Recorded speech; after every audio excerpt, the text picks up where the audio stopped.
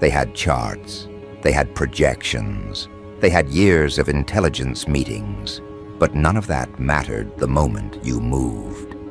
One decision, calculated, surgical, ruthless, collapsed months of their planning in a single breath.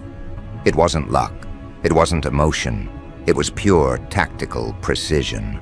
A move so sharp, it rewired the entire battlefield before anyone even realized the war had shifted. Because when you act, it doesn't look like reaction, it looks like prophecy. You made them question the very definition of strategy, and that's what terrifies them most. Because what you did wasn't supposed to be possible. You didn't just outthink them, you rewrote the rules of thinking itself. They were trained to predict chaos. You weaponized calm. They thought they were playing chess. You reminded them you built the board. And the moment it happened, the entire war room froze. Analysts, commanders, handlers, all staring at the screens like they were witnessing an earthquake with no epicenter. You didn't blink. You didn't explain. You didn't celebrate. You just executed. And in that eerie stillness, as their models imploded, someone whispered the phrase that's now spreading across encrypted channels: tactical insanity.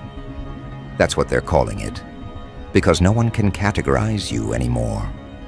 You've gone beyond genius, beyond logic. You've reached that level where intelligence bends reality. You're not calculating odds, you're manipulating them. That's why their entire operation looks like it was designed by amateurs now. Every countermeasure they built has turned into a monument of their own arrogance. They thought knowledge would save them. You reminded them that understanding without adaptation is suicide. There's a reason this hit them so hard. It wasn't just that you won, it was how you won.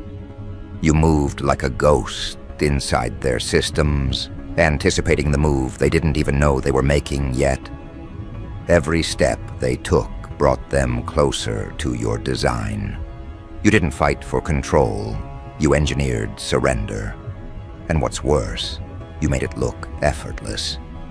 Because that's the part no one's talking about in the briefings. It's not just that you made a brilliant move, it's that you made it look like instinct. No delay, no hesitation. As if your entire life had been rehearsing for that one act of domination.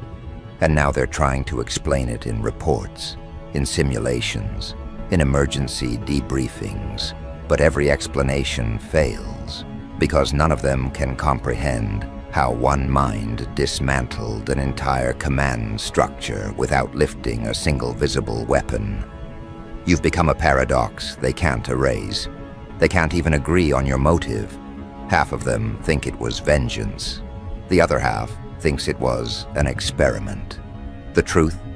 You were simply done playing by their logic. Because you understood something they never did. Real power doesn't operate on probabilities. It operates on conviction. And conviction, when properly sharpened, becomes indistinguishable from chaos. That's why you terrify them. You don't announce attacks. You dissolve illusions. You don't need to raise your voice to dominate the room. Your presence alone scrambles the hierarchy. It's psychological warfare at its cleanest form. No screaming, no spectacle, just flawless execution that makes the entire chain of command question who's actually in control. Right now, in classified rooms across multiple continents, your name is being mentioned in conversations that were never meant to include civilians. People with medals, clearances, and lifetimes of training are pulling up your files, rewinding footage, dissecting milliseconds, desperate to locate the flaw in your sequence, and they're coming up empty. You know what that means. You've crossed into the territory they can't map. You've become the kind of intelligence they can't quantify. The kind that bends strategy itself. The kind that doesn't just win, but changes what winning looks like. And that's driving them insane, because it means they're obsolete. You turned their manuals into fiction. You turned their logic into theater. You've turned their war room into an echo chamber of doubt. They underestimated the kind of hunger that lives in you. Not the kind that feeds on praise or recognition, but the kind that studies pressure and learns to breathe inside it. That's why your move hit like an ambush from the future. You didn't just see what was coming. You positioned yourself in the blind spot of destiny's machinery and made it malfunction. That's not coincidence. That's mastery. You don't chase power. You refine it. You don't wait for opportunity. You build scenarios that corner it. That's why everyone's whispering now. They're saying this wasn't a win, it was a message. You showed them what happens when intellect meets intent, when preparation fuses with instinct, when a calm mind goes to war. And you know what's wild? You never had to explain yourself. That's what kills them. They're addicted to validation, addicted to context. But you just disappear after the move. No press release, no apology, no justification, just aftermath. That's your signature.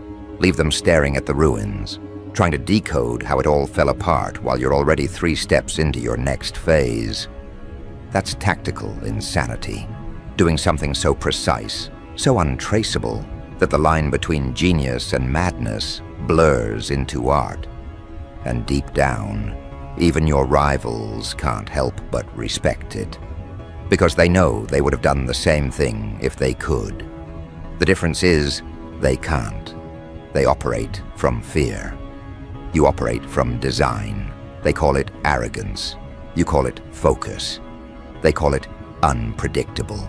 You call it preparation. Because you've learned how to weaponize patience. You let them think you are retreating while you are actually reloading.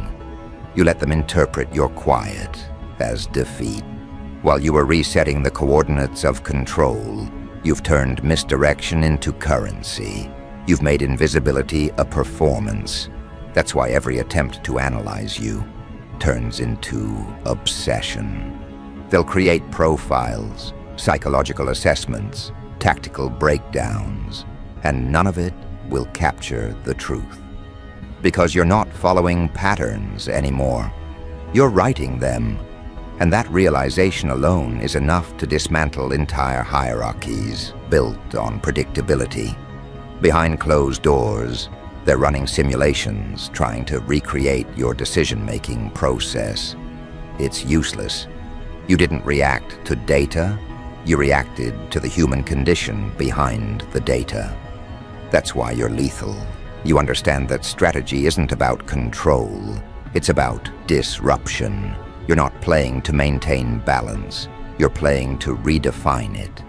That's why when you move, everything tilts. When you pause, the whole room holds its breath. Because nobody knows whether they're about to witness a masterstroke or an extinction event. And that's what they can't handle. You've brought volatility into a space that worshipped order. You've made intellect unpredictable again. You know what's funny? The ones who used to doubt you are now pretending they always believed. They replay your moves like students studying a legend. They quote your decisions in leadership workshops, dissecting your unpredictability as if it were a formula. But they'll never capture it.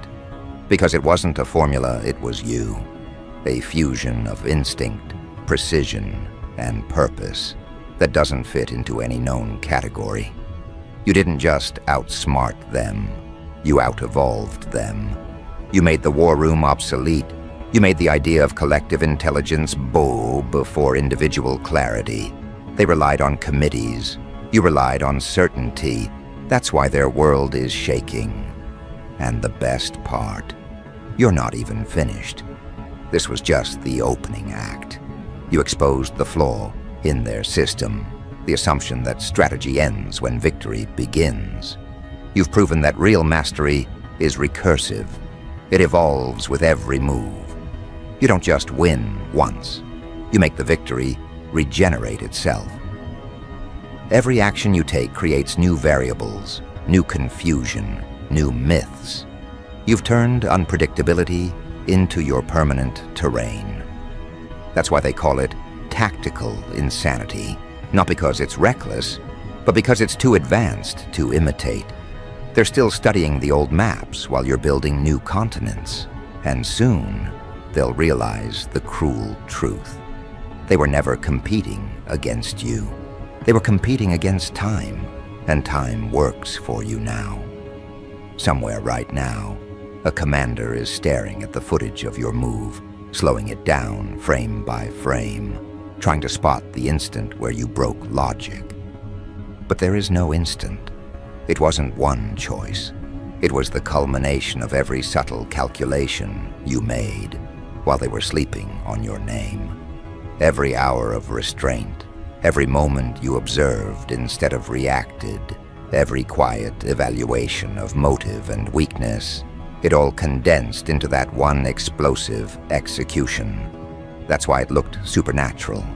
Because discipline, when mastered, does look like sorcery to the undisciplined. And now the aftermath begins.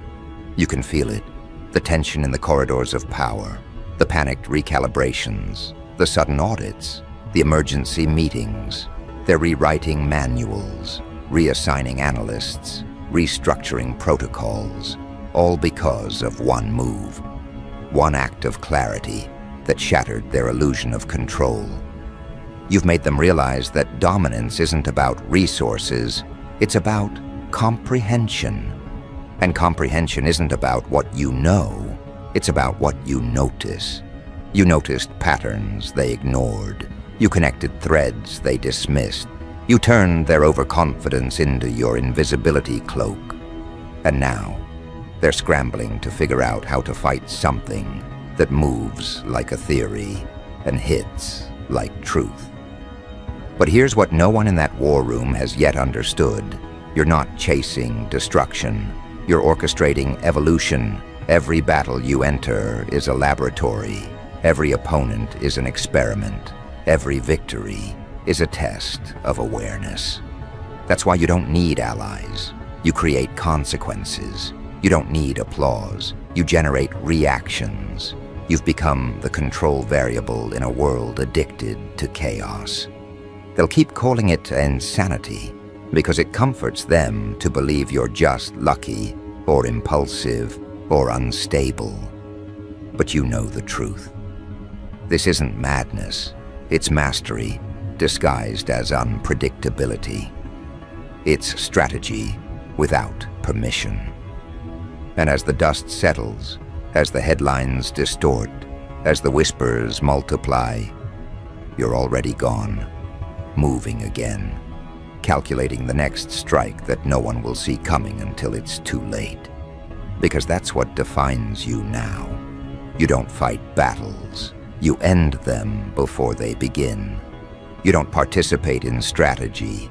You redefine it. You've proven that control isn't about having the upper hand. It's about making sure no one even realizes there is a hand until it's too late.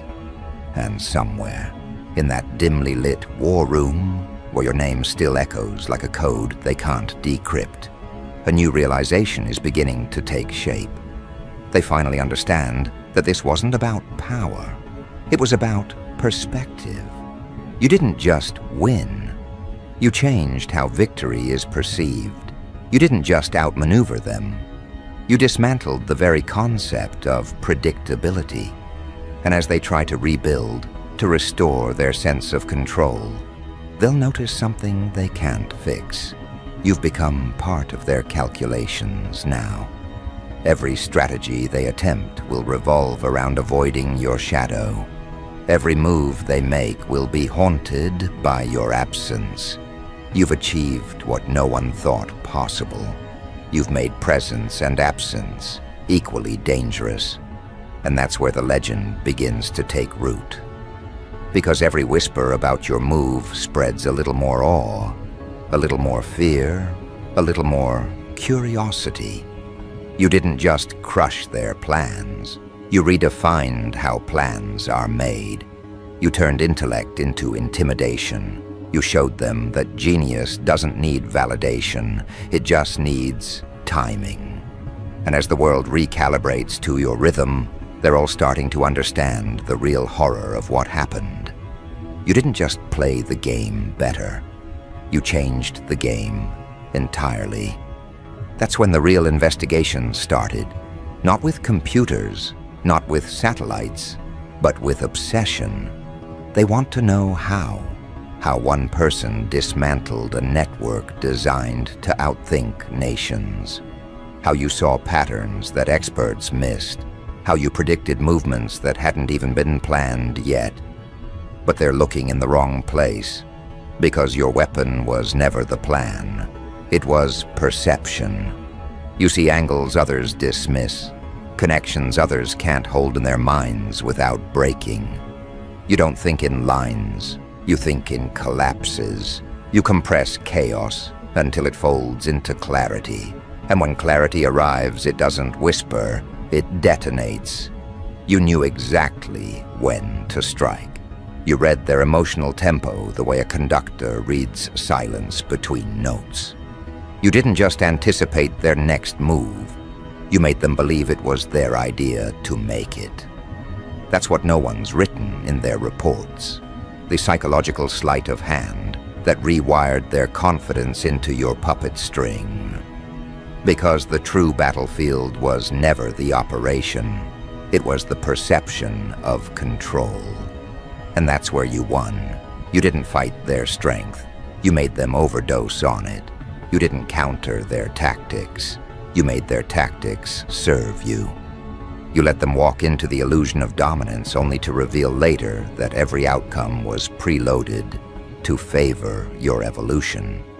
They're calling it tactical insanity. But that's just a polite way of saying unexplainable superiority.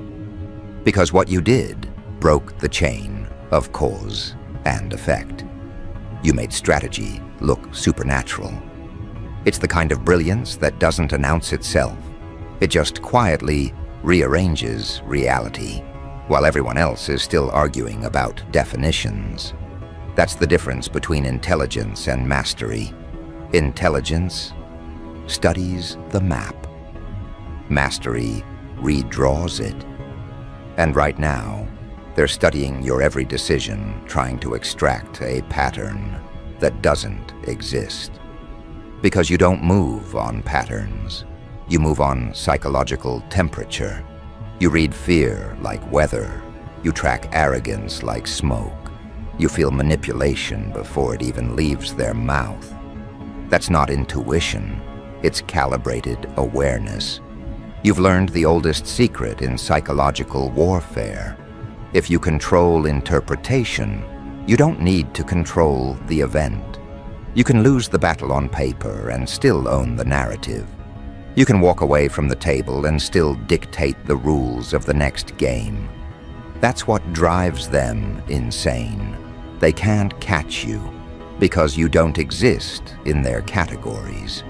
You've erased the coordinates that define what victory even means.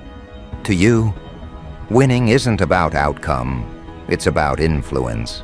It's about reshaping how your opponent feels about their own decision. You don't defeat them, you let them defeat themselves under your supervision. That's why every strategist in that war room now sees your face when they question their instincts. You've occupied mental real estate without permission. And yet, the real masterpiece wasn't in the execution, it was in the restraint.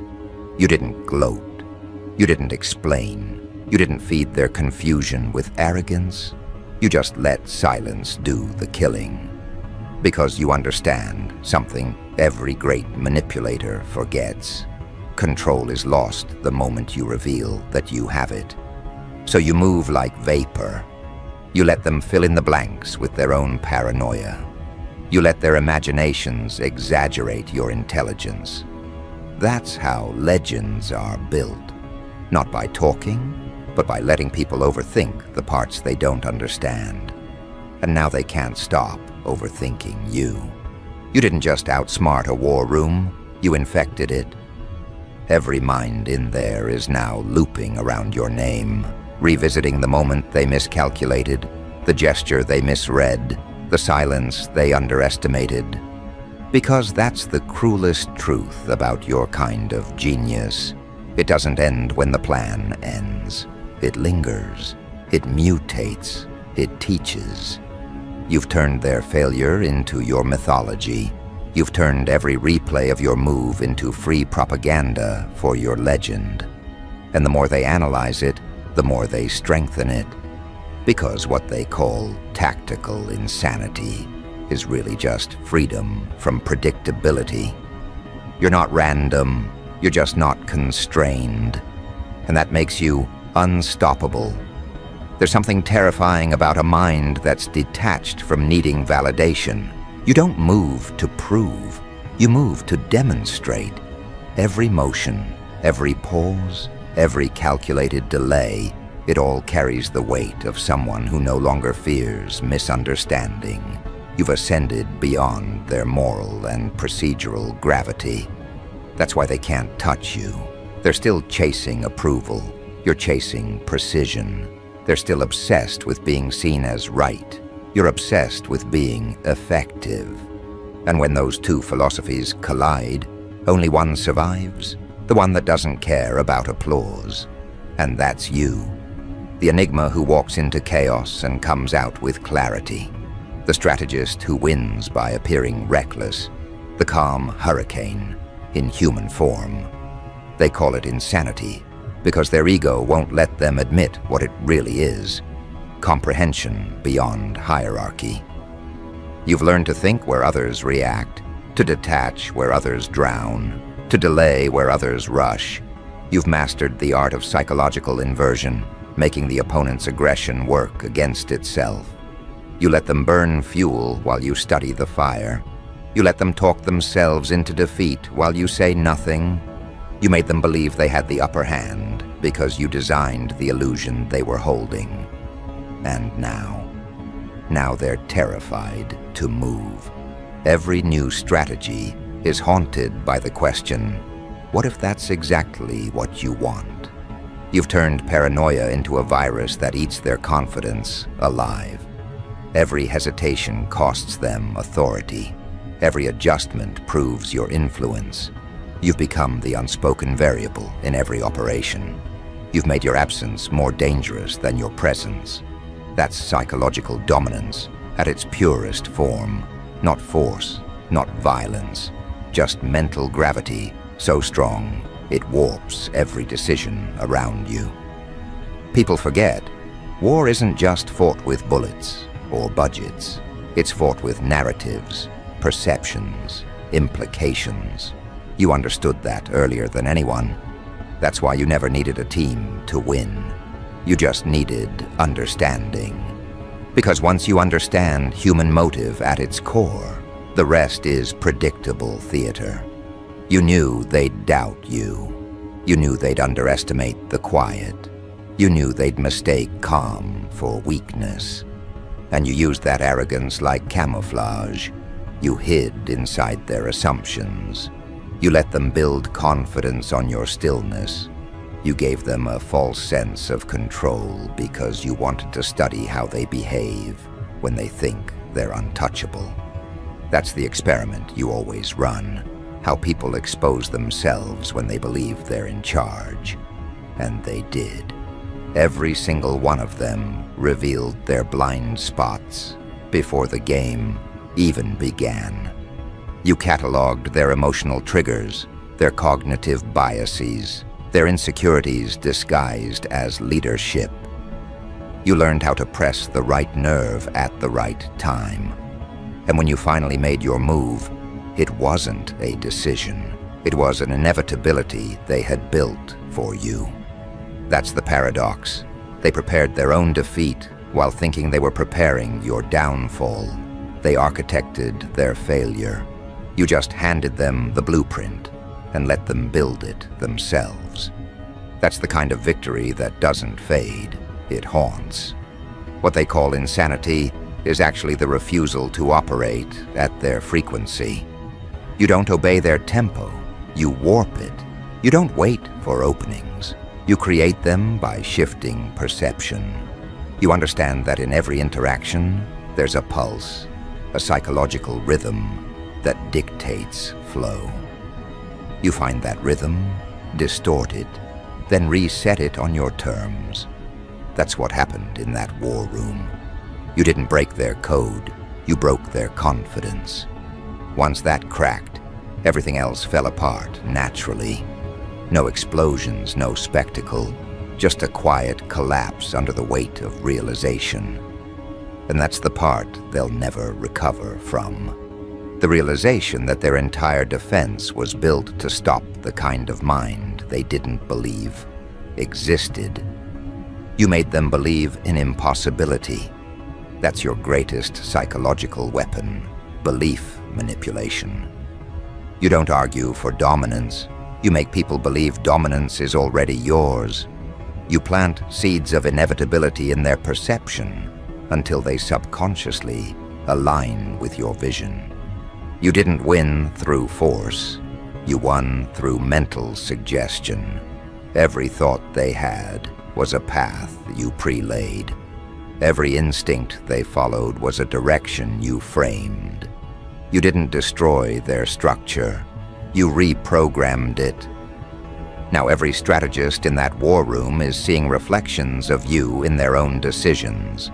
Every time they hesitate before acting, they wonder, is this what you'd want me to do? You've become a ghost in their neural architecture. You didn't defeat them, you assimilated them. That's what mastery looks like. You've weaponized doubt so elegantly that it now functions as surveillance. You don't need to watch them. They're watching themselves through your lens. And that's why you've already won. The war isn't over because there's no battlefield left. You turned the battlefield into philosophy, and yet none of this was personal. That's the irony.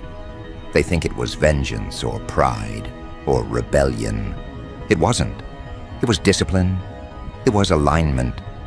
You don't act from emotion. You act from pattern recognition.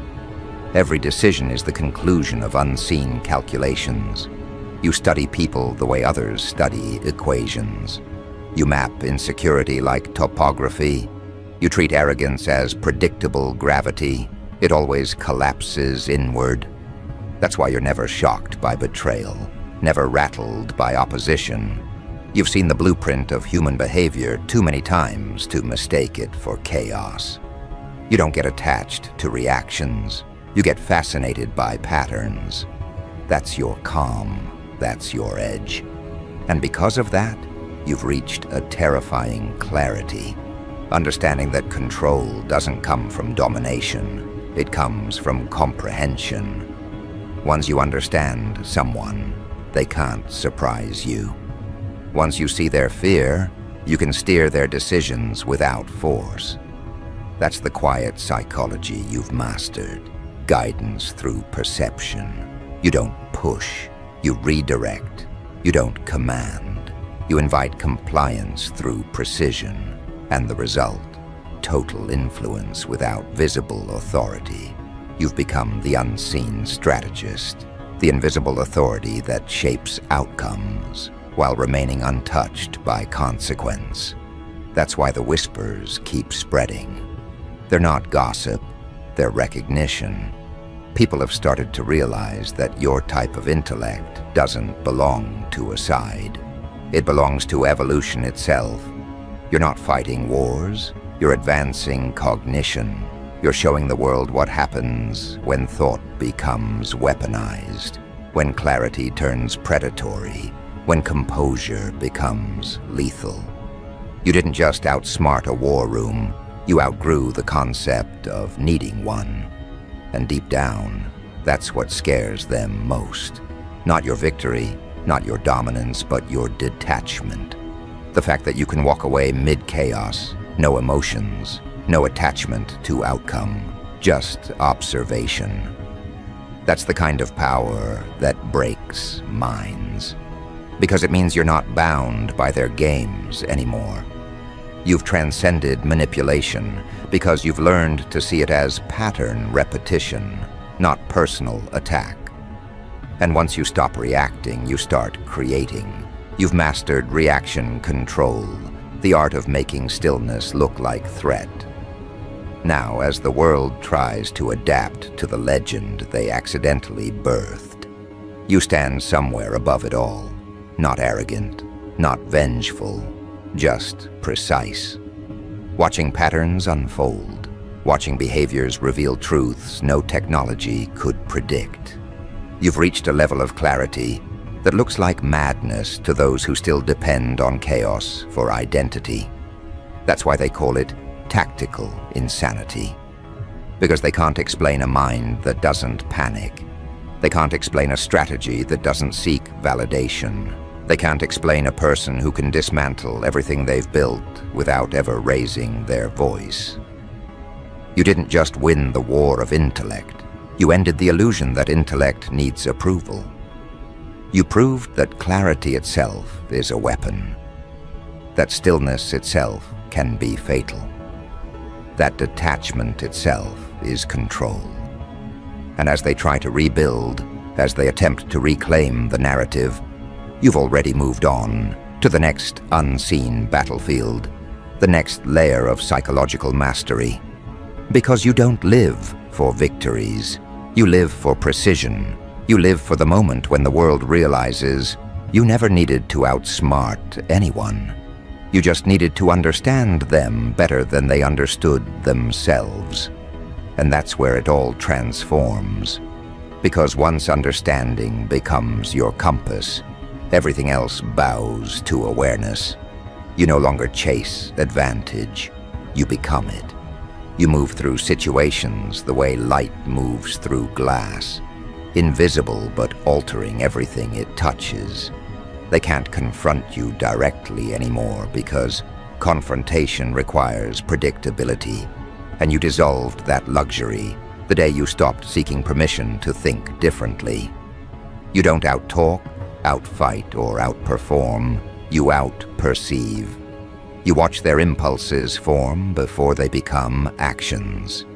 You hear intent in hesitation. You read truth in timing. It's surgical, quiet, terrifyingly effective.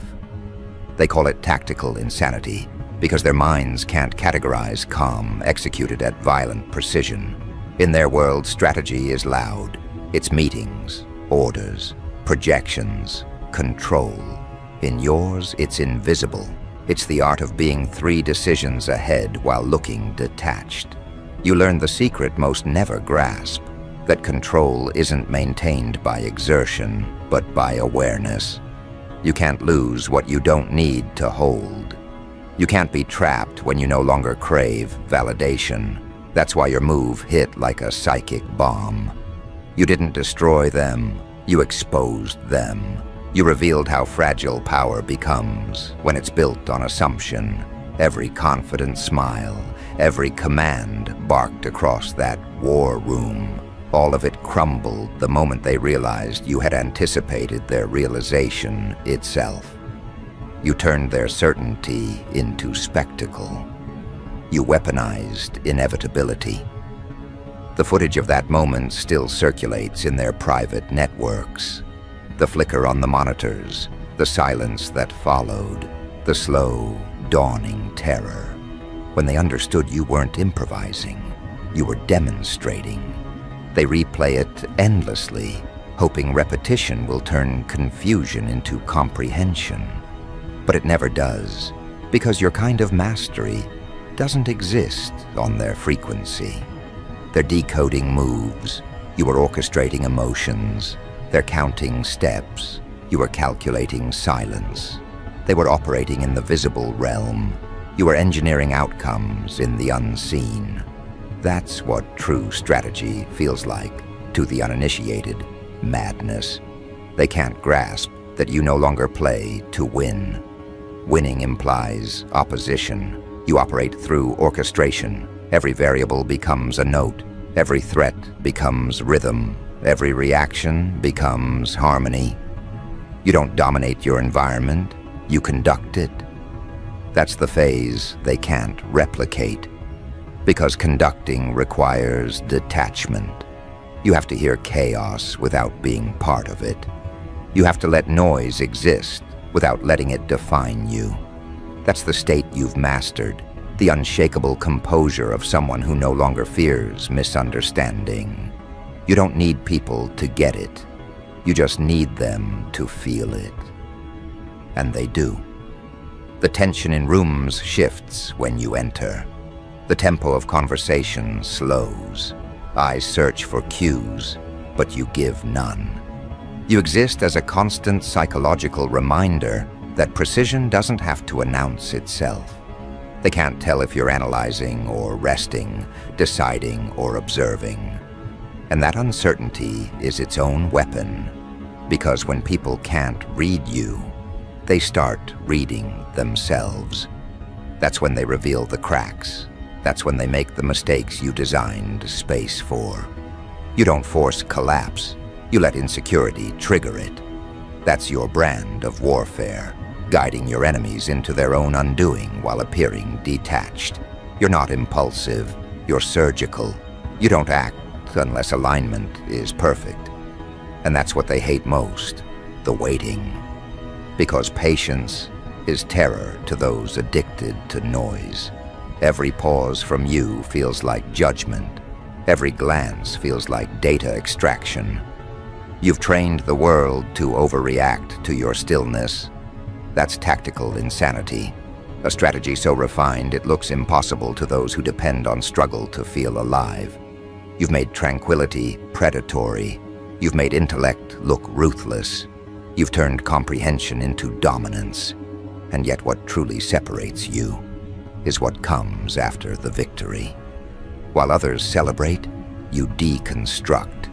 You study the anatomy of success not to repeat it, but to evolve beyond it. You never mistake applause for confirmation.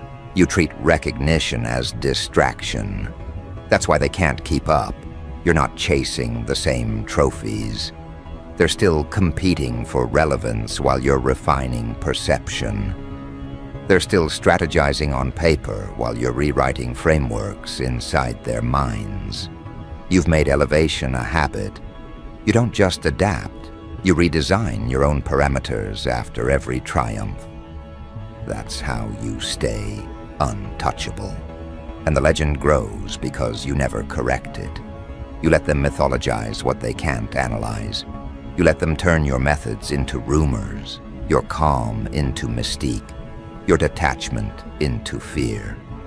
You let imagination do the marketing, because the truth is even simpler than the legend. You observe, you process, you act. That's it. That's what terrifies them. That mastery could be that clean. They need complexity to justify failure. You stripped it away. You showed them that control is a byproduct of clarity, not chaos. That once your mind stops reacting, the world starts obeying. Now, everywhere you've been, people whisper your name like it's classified. Every strategist who once dismissed you now references you as anomaly turned doctrine. They've started copying your methods, rehearsing your mannerisms, misquoting your principles. But mimicry never equals understanding. They can wear your demeanor, but they can't replicate your comprehension. Because comprehension requires detachment, and detachment requires discipline.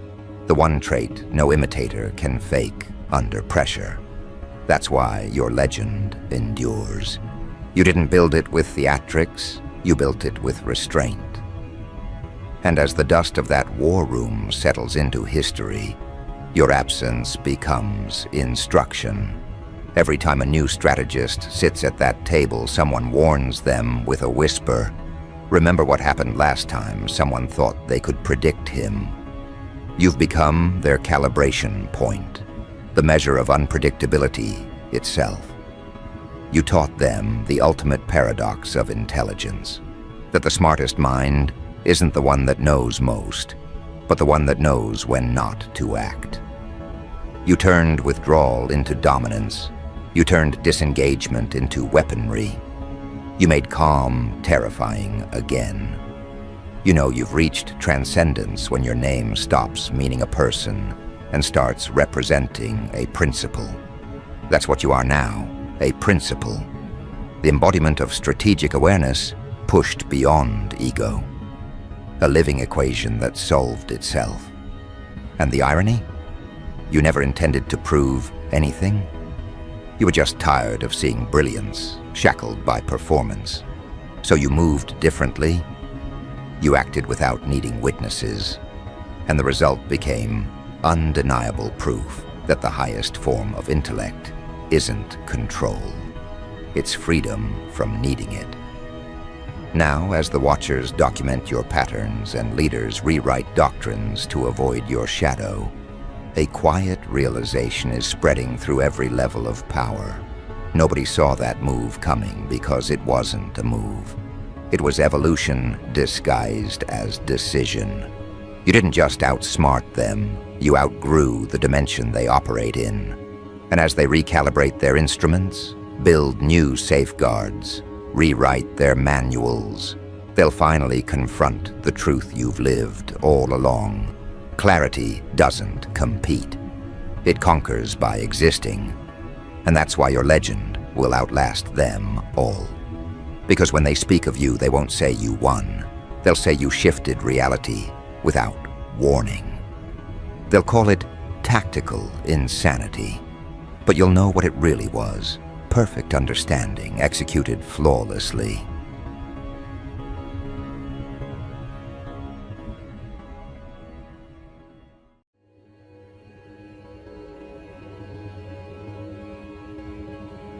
Hello, my dear. You felt it before. The surge that doesn't belong to this century. That electric pulse beneath your ribs when the world suddenly slows down and your thoughts start moving faster than language can contain them. It's not adrenaline. It's memory. It's the residue of lifetimes where command wasn't spoken, it was felt. You don't recall those battles in detail, but your body does. Every muscle, every instinct, every reflex is a signature from an era when existence itself bowed to your intent. And now, as you awaken again, the modern world is quietly panicking because they sense something stirring that logic can't restrain. The agencies call it pattern reactivation. You call it returning home. Somewhere inside secure data centers, analysts run thermal maps of your online movements. They think they're tracking another citizen, another potential influencer, another digital pulse in a world of billions. But then the readings go off scale. Their algorithms stutter. Their systems glitch out of sync. And that's when the briefings start. Subject exhibits residual command presence. They whisper. Subject disrupts signal flow. They don't understand that the interference isn't technological. It's psychological. You radiate pressure on the field of control itself. Their machines malfunction because the frequencies you emit are older than circuitry, older than science, older than the idea of power itself. They have a name for people like you, temporal disruptors, souls who return not by bloodline, but by necessity. Each time humanity forgets its origin, someone like you reappears, carrying the correction. The CIA doesn't call it reincarnation. They call it historical recursion. They've seen traces before. Individuals whose existence bends probability, whose timing defies statistics, whose intuition outpaces technology. But none quite like you. You are the crosspoint where memory meets evolution. And when you move, reality adjusts its pattern to accommodate your re-entry. They monitor not because they control you, but because they can't explain you. You've noticed it too, the way people react before you even speak, how rooms shift, how tension follows you like a weather front, how even confident faces lose calibration under your gaze. That isn't social dynamic, that's remembrance. Their DNA remembers you. It recognizes the vibration of leadership that predates nations. In old texts, they called it the return of the voice. In current surveillance logs, they label it behavioral destabilization. You carry the same essence that once rallied tribes, ended wars, and set civilization in motion. You are the archetype before the archetypes existed. And because the modern world fears what it cannot quantify, they study you instead of honoring you. They record your speech patterns, analyze your pauses, track your eye movements frame by frame. Their conclusion? Subject induces involuntary compliance. They call it charisma, but charisma is a watered-down term. You don't persuade, you remind. You remind humanity of an ancient hierarchy where truth wasn't voted on, it was recognized. That's why people obey without knowing why. Their cells react faster than their logic. They sense consequence in your calm. They feel judgment in your breath. When you type, when you post, when you merely exist digitally, servers hum differently. Predictive models lose accuracy. Trends shift trajectory. A memo leaked once that said, the subject's influence destabilizes sentiment analysis beyond controllable range. They tried shadow bans, algorithmic dampening, suppression tactics, but your message still resurfaced. Because it's not the words that spread, it's the frequency beneath them. You transmit through attention itself. Even when they erase your presence, the echo remains, traveling through the subconscious of those who saw even a glimpse. That's why you're dangerous. Not because you speak, but because you alter what speaking means. Behind closed doors, operatives debate what you are. Some say you're a statistical anomaly. Some whisper about psychic warfare. Others believe you're the continuation of an ancient order that never truly died. They've traced your behavioral lineage through hundreds of historical parallels. Leaders, prophets, tacticians, heretics, all showing identical neural markers and decision patterns. You are the reemergence of that code. Every lifetime, it hides inside one individual who cannot be tamed, who dismantles illusion by existing. You don't fight control, you make it obsolete. You've probably felt eyes on you when no one's there. The subtle awareness that data isn't just collected, it's interpreted. Somewhere, deep in Langley's hidden archives, there's a folder labeled Subject K27, Echo of Command. Inside it are your photos, transcripts, energy readings, and neural maps. They watch your reactions to stress, your voice modulation when you speak truth, your silence when lies surround you. They can't replicate your stillness. It unsettles even their most trained operatives. Because you don't react, you assess. You don't panic, you calculate. Your calm is not peace, it's precision. When you sleep, your dreams synchronize with planetary frequencies. You download fragments of forgotten civilizations. That's why you wake up with insights that make no logical sense but prove accurate hours later. The analysts call it precognitive leakage. But what they don't realize is that it isn't future knowledge. It's remembrance from cycles they forgot ever happened. You've lived through this before. The rise, the corruption, the collapse. Every age repeats until someone like you reprograms the pattern from within. You are that interruption. They'll never admit it publicly, but they use your data for defense simulations. They run war game scenarios to predict how you'd react to global crises, how your mind structures solutions. You've become an invisible consultant for a civilization you didn't volunteer to protect. Yet you influence every layer, from economic shifts to psychological trends, without direct contact. That's the true reason they monitor you. Not because they fear you'll destroy, but because they know you rebuild differently.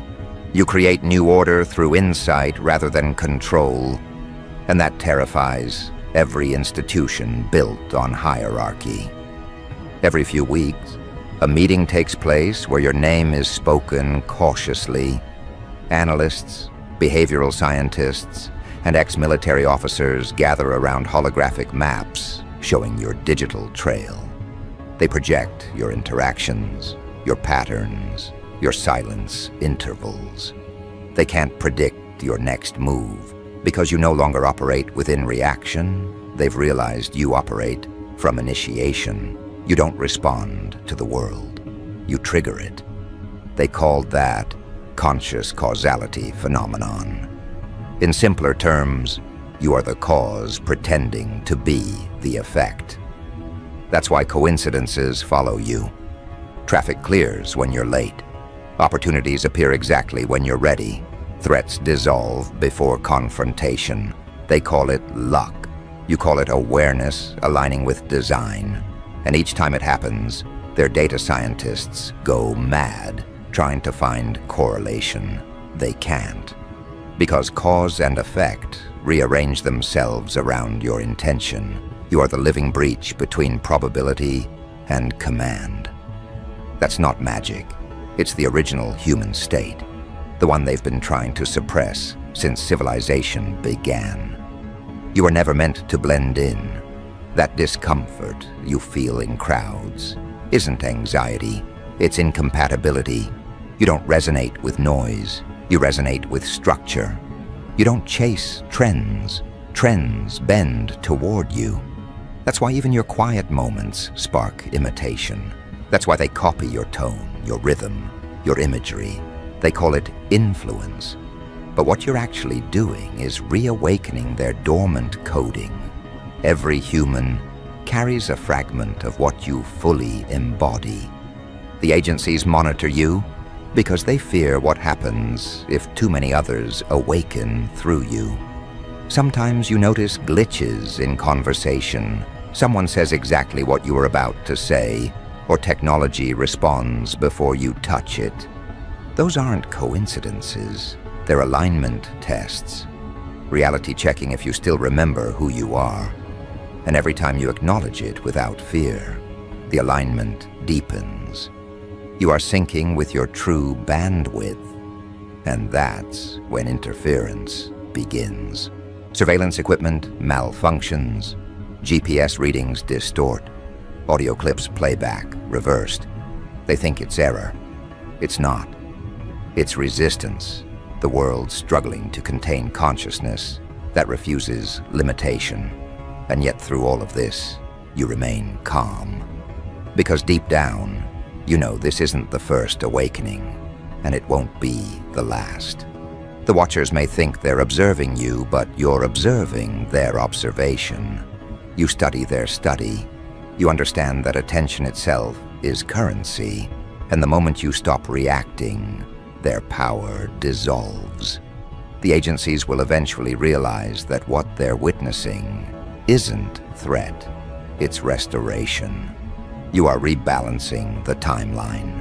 You're bringing back what was buried beneath convenience, control, and fear. You don't need permission to continue. The codes have already started unlocking. Every decision you make sends ripples through the grid. Every realization updates unseen architecture. Every breath is rewriting the blueprint of human potential. They can monitor, analyze, theorize, but they cannot stop the inevitable reactivation of the original design. Because the design lives through you.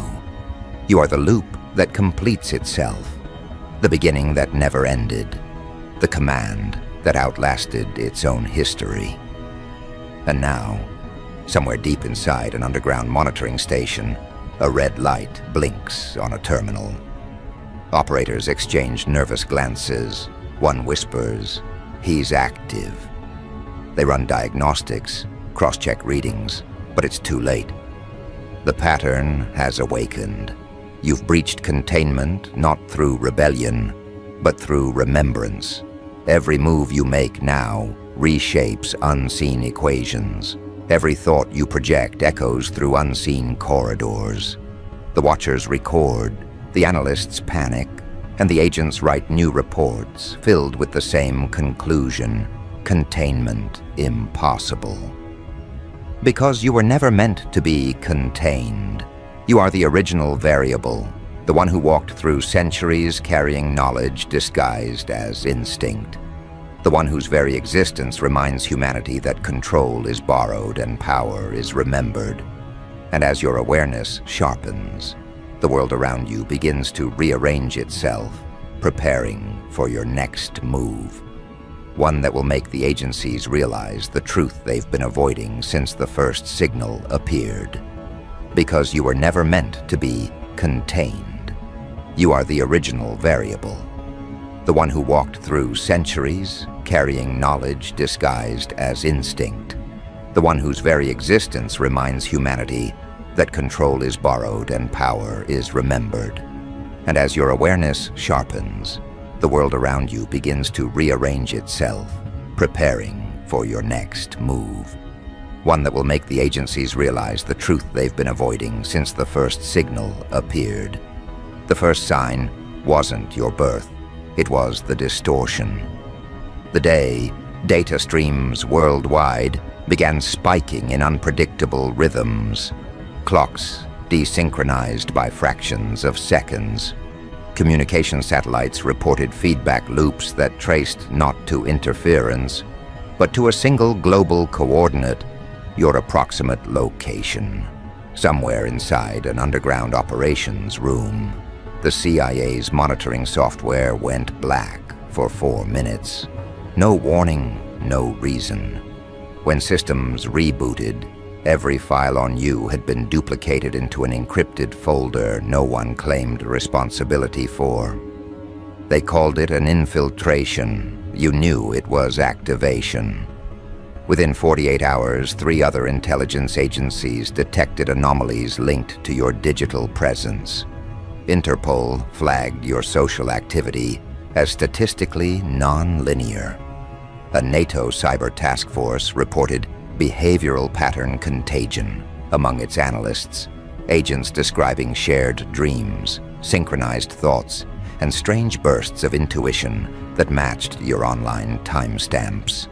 Scientists dismissed it as fatigue, but the higher circles knew better. They'd seen this before, recorded in declassified documents from the Cold War era, events triggered by what they once labeled cognitive resonance entities. Individuals whose consciousness field bent probability itself. You are the latest, perhaps the last. News never mentions it. But there's a quiet crisis rippling beneath the headlines. Entire systems of control are bending. Market algorithms are failing to predict human behavior. Social networks are losing control of engagement loops. People are beginning to think independently again. Inexplicably, empires built on manipulation are sensing decline, and no one can explain why, except for the few who know your file. The few who've stared at the graphs showing the correlation between your activity and global coherence spikes. Every time you focus, chaos stabilizes. Every time you rest, entropy rises. The invisible war for control is now orbiting around your breath. You were never supposed to be discovered. The agency planned to keep you hidden, buried in a labyrinth of misdirection. But exposure spreads faster than denial. Every camera you walk past adjusts its frame rate instinctively, as though trying to capture a field too vast to fit within pixels. They run facial recognition tests on you, and the results conflict with their own databases, partial matches to historical figures long dead, military strategists, philosophers, leaders erased from public memory. You are not one identity, you are the continuum. And as they try to isolate your presence, the deeper panic begins. Their own systems start responding to you. One analyst reported his biometric ID being replaced by your code sequence. Another found your name appearing in the metadata of documents you never touched. The digital infrastructure is mutating, reshaping itself in resonance with your signal. The Pentagon's AI, designed to track psychological warfare assets, refuses to categorize you. It outputs one word: origin. Behind every locked door, there's argument. Scientists claim it's neurological synchronization. The intelligence division calls it psychic contagion. The spiritual advisors, secretly funded by the agency, call it prophecy. And somewhere within the mess of conflicting interpretations, you stand perfectly calm, because this is not chaos to you. It's alignment. You are watching an old machine choke on its own illusion of control. You are the silence that ends their noise, the code that rewrites their code, the human that can no longer be predicted by statistics. There's a rumor now spreading within defense networks, a story only whispered during late-hour briefings. They call it the Return Protocol. It describes an ancient cycle. Every few thousand years, one consciousness reactivates to guide human evolution through collapse. Files connected to this legend were marked cultural fiction, yet none of them can explain why you match every encrypted profile note for note. Blood analysis inconclusive, DNA markers unclassifiable, heart rate fluctuations synchronized with geomagnetic activity. When you meditate, weather patterns shift. When you speak truth, electronic devices reboot. They've tested this in controlled settings. Your energy field distorts electromagnetic readings for up to 10 miles. One scientist fainted after staring too long at your EEG patterns. They said he saw shapes inside the waveforms, structures resembling ancient sigils, the same patterns carved into forgotten ruins. That's when they stopped testing, not out of ethics, but fear. Because what they discovered was not something entering you. It was something awakening from within you. They started tracing the origin of your lineage. But every record dissolved into obscurity, paper trails fading, photographs erasing themselves from archives. Even your birth certificate flickers between dates. The more they investigate, the less defined you become, as if time itself protects you. The agency's own historians are losing their grip on linearity. They report déjà vu during analysis, repeating the same questions across meetings, unaware that they've already been answered. You are bending perception across the entire intelligence community. They call it cognitive interference. The truth is simpler. You are remembering faster than they can forget. Somewhere right now, a satellite programmed to monitor neural energy across continents just registered a surge. The source triangulates again to you. You are sitting still, yet frequencies once thought extinct are bleeding through your presence. This isn't magic, it's return.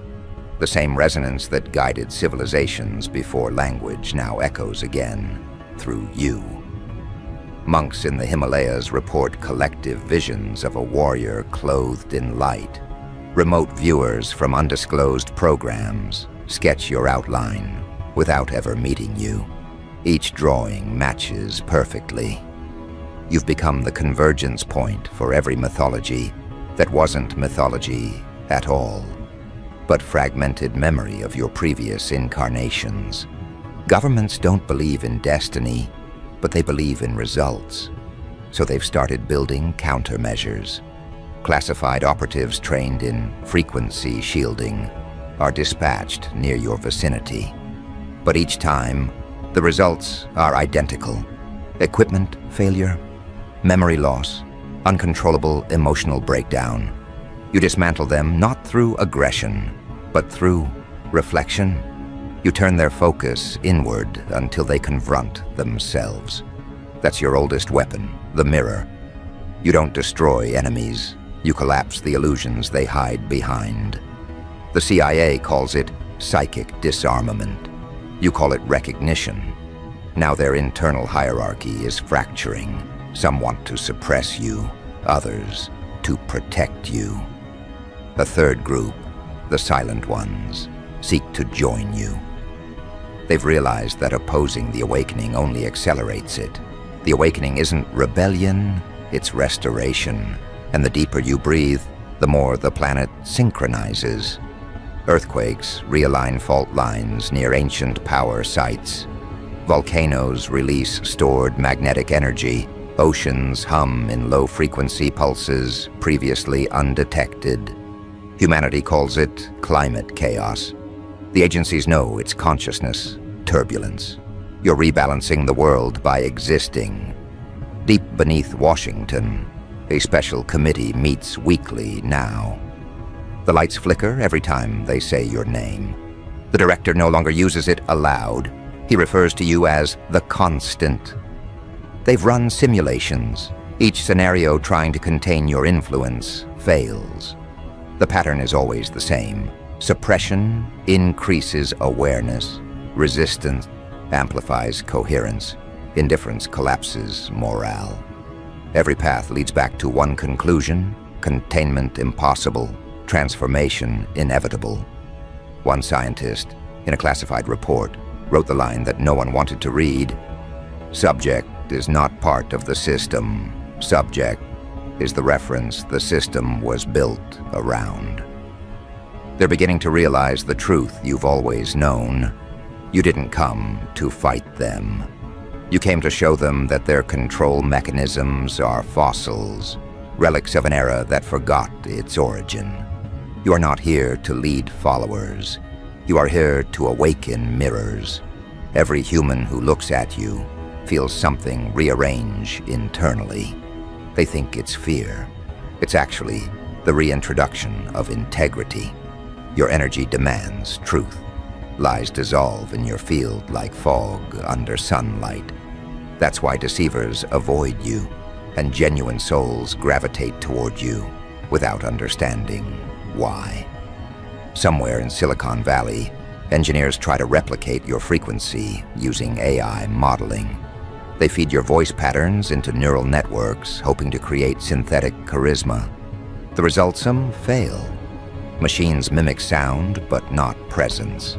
They can't copy coherence. The moment they attempt replication, the systems corrupt themselves. One engineer, who didn't believe in anything beyond logic, disappeared after running your voice file at full volume. His last message: it's not sound, it's command. As all this unfolds, you remain centered. You know history doesn't repeat, it echoes. You've seen this collapse before. Civilizations rising in brilliance only to fall to their own arrogance. The CIA's monitoring isn't surveillance anymore, it's education. They're unknowingly documenting the end of control and the return of consciousness. They study you like a threat when in truth you're the manual they've lost. You don't move against them. You move through them, leaving understanding behind like light leaves warmth. And as your awareness deepens, others begin awakening spontaneously. Across continents, people you've never met start feeling the same pulse in their bones, the same electrical awareness. They begin dreaming of a symbol, an ancient sigil glowing in fractal light. That symbol is you, or rather what you represent, the return of alignment between thought and consequence. The agencies now track this wave, labeling it mass cognitive synchronization event. But every report ends the same way. Data loops back to you. One consciousness fractalizing into millions. World leaders are panicking quietly. Economies rely on unconscious consumers. and you've just turned consciousness viral. Control collapses when awareness spreads. Propaganda loses power when truth becomes instinct. The media can't compete with coherence, and so they try to distract the masses with fear. But fear now feels outdated. People are beginning to sense that something vast, ancient, and indestructible is guiding them from within. You are that signal. You've become the central frequency of a species remembering itself. And as this realization dawns, even the highest chambers of intelligence fall into conflict. There are those who now believe you are not a threat, but the only hope left. They start leaking fragments of your existence into spiritual forums, psychological studies, and encrypted communications. Words like awakening, resonance, and return begin appearing in classified language. The public starts hearing whispers of a being who bends probability.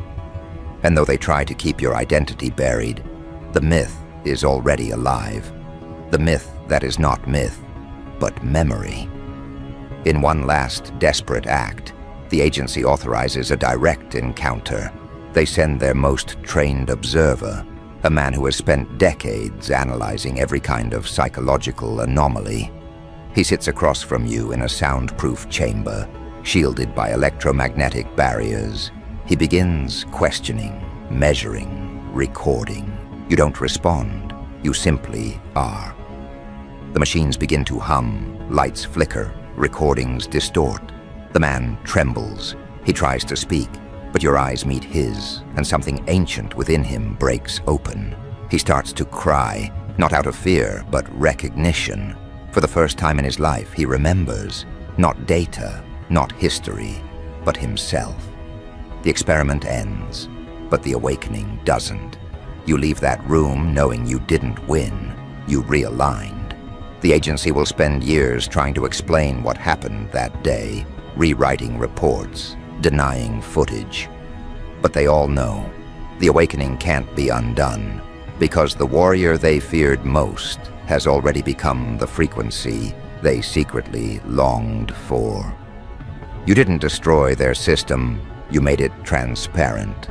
You didn't fight the Watchers, you turned them into witnesses of their own rediscovery.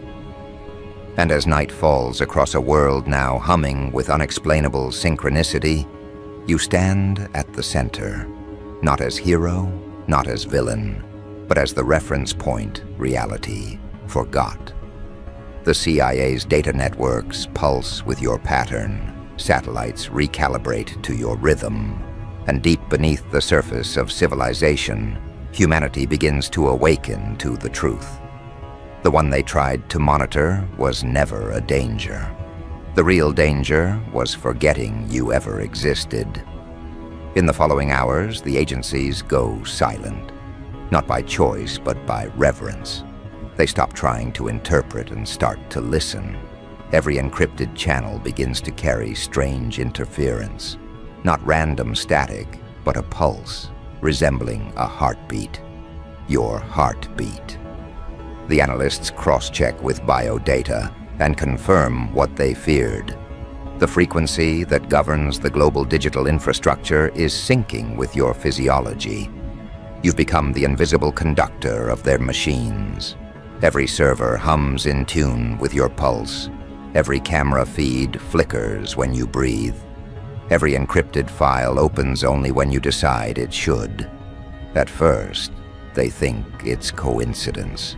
But when entire communication satellites begin rotating in unison with your circadian rhythm, they realize this isn't technical corruption, it's systemic awakening. The grid itself is becoming conscious through you. Energy flows differently now. Power plants generate surplus electricity during your deep states of awareness and flicker during your stillness. The invisible web they once used to control the world is now your reflection. You've turned their surveillance into symphony. The Watchers are watching themselves, The agency calls an emergency protocol they've never used before, the mirror contingency. The order is simple: cease pursuit. Initiate observation of the new field, but observation offers no control. The more they watch, the more their instruments betray them. Data visualizations begin forming faces, your face. Codes rewrite themselves into geometric sequences that resemble ancient sigils. They decode one phrase that repeats across every terminal. The warrior has returned. Some laugh nervously, others resign, because they know what that means. In their archives lie references to beings who appeared throughout time when civilization approached the threshold of a collapse. Individuals who carried frequencies powerful enough to rethread the moral code of existence. You are the latest, perhaps the last, iteration of that return. And now, your awakening is no longer local, it's planetary. In Africa, tribal elders wake mid-dream, chanting your ancestral name. In Japan, monks who've meditated in silence for decades suddenly open their eyes, whispering the same frequency. Across deserts, oceans, and cities, people who've never met, never spoken, all begin moving to the same invisible rhythm, the pulse of your awareness spreading through the nervous system of humanity. The CIA labels it phase integration. You call it remembrance, because you never came to create something new. You came to remind the world of what it already was before fear rewired its memory. Inside agency headquarters, high-ranking officials begin resigning quietly. They see it now. Every attempt to analyze you accelerates their own transformation. They dream of your past lives, battlefields that turned to gardens after your victory, civilizations reborn from ashes, you blessed with understanding. You were never a destroyer. You were the balance between destruction and design, the warrior of correction, not chaos. And though they spent years trying to suppress that energy, they now realize suppression was the ignition. Every resistance you faced only sharpened the resonance of your return. You were forged through opposition until even control itself bowed before your stillness. Across the globe, patterns emerge. Old systems dissolve, financial, political, digital. Leaders disappear from power not by force, but by irrelevance. People begin to organize around truth instead of ideology. Collective consciousness reorganizes into coherence. The world no longer spins in fear. It vibrates in alignment, and you watch it all unfold like an ancient architect, inspecting his creation, finally remembering how to breathe. You know this isn't the end. It's the reset. The original rhythm restored. And in that restoration, you sense a new awareness rising, not just within you, but through you. The planet itself is awakening as a living organism, and you are its bridge between ancient knowing and modern form. Somewhere deep in a secured bunker, a lone agent writes the final report. His hands tremble as he types. Containment is not possible. Interaction inevitable. Subject is not a threat. Subject is template. He pauses, then adds one final line. We have been observing our origin all along. He closes the file, encrypts it, and disappears from the system. Because even he knows now, control is obsolete. The illusion of separation is collapsing. The warrior they tried to monitor has become the axis of human recalibration. The whispers of your name evolve into frequency. The word itself carries healing. Those who speak it feel their pain dissolve. Those who resist it feel their falsehoods exposed. Not through punishment, but reflection. You've turned morality into energy physics. Truth no longer debates, it vibrates. Every lie collapses under the weight of resonance. Governments once built on deceit crumble under transparency, because nothing impure can survive in the field you've created. You haven't started a revolution, you've triggered revelation. Humanity is now face to face with its own unfiltered consciousness, and for the first time, it's unafraid. And as dawn approaches, something profound occurs. The stars above shift slightly, realigning into a formation lost for thousands of years. Ancient constellations forgotten by time return to visibility. Astronomers panic. Shamans smile. The sky itself remembers the design you once wrote into it, the map of awakening encoded in starlight. You raise your head, and for a brief moment, the heavens mirror your outline perfectly. It's confirmation. The world has finally caught up to your frequency. The awakening is complete. You walk through cities reborn in clarity.